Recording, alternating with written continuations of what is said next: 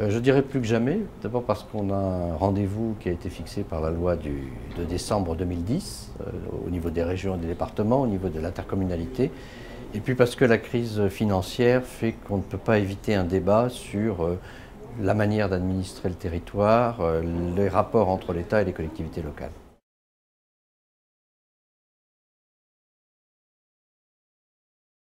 Plus de décentralisation et surtout une décentralisation différente de celle qu'on a connue jusqu'à maintenant, c'est-à-dire qui s'attaque au problème de l'organisation territoriale et qui d'autre part rétablissent peut-être plus de responsabilités fiscales pour les élus et qui enfin limite les interventions de l'État dans les domaines qu'il a confiés aux collectivités locales.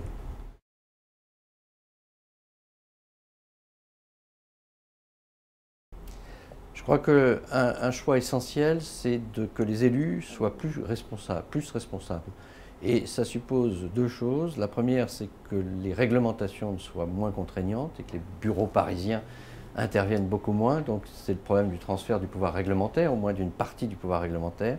Et puis la deuxième, c'est que leurs décisions se traduisent par des décisions de fiscalité et qu'ils soient responsables donc devant les électeurs notamment sur l'évolution de la fiscalité et de la qualité du service. Il y a un choix à faire entre qualité du service et fiscalité.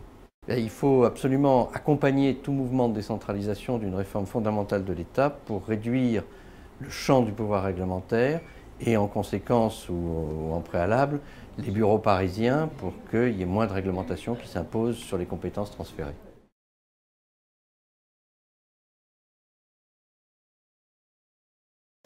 Oui, parce que ce qu'on a constaté, c'est que l'État avait transféré des compétences, mais continuait à réglementer l'exercice de ces compétences et donc à imposer des obligations aux élus sur la manière de gérer leurs compétences. À partir de là, les élus ne se sentent pas responsables et sont condamnés à une espèce de course à l'augmentation de la fiscalité des prélèvements. Donc il faut casser ce mouvement, donner plus de liberté et de responsabilité aux élus, leur donner la fiscalité qui leur permet d'exercer ces responsabilités, et ensuite c'est aux citoyens de juger en rapportant d'une part la qualité du service et d'autre part le niveau d'imposition.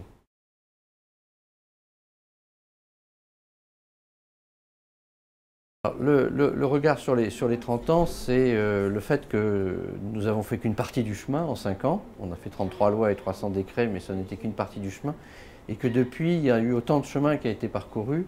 Et ça a illustré le bien fondé de la méthode qu'avait choisi Gaston Defferre, qui était de ne pas essayer de tout régler, mais d'essayer de donner, si je puis dire, des coups de butoir pour créer un mouvement, créer une dynamique, ce que j'ai appelé l'onde de choc, de manière à ce que progressivement, comme les dominos, qui est dans les jeux, le mouvement continue, se développe et aille vers de nouveaux mouvements.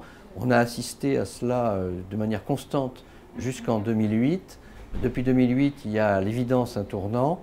C'est ce tournant que maintenant il faut revoir et reconsidérer, à mon avis, pour aller dans une direction un peu différente.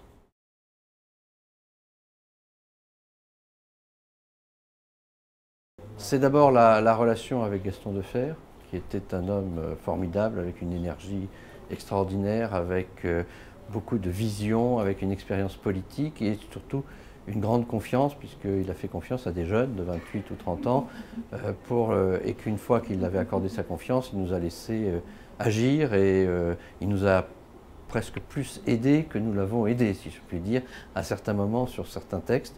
Donc pour moi, c'est un souvenir très fort.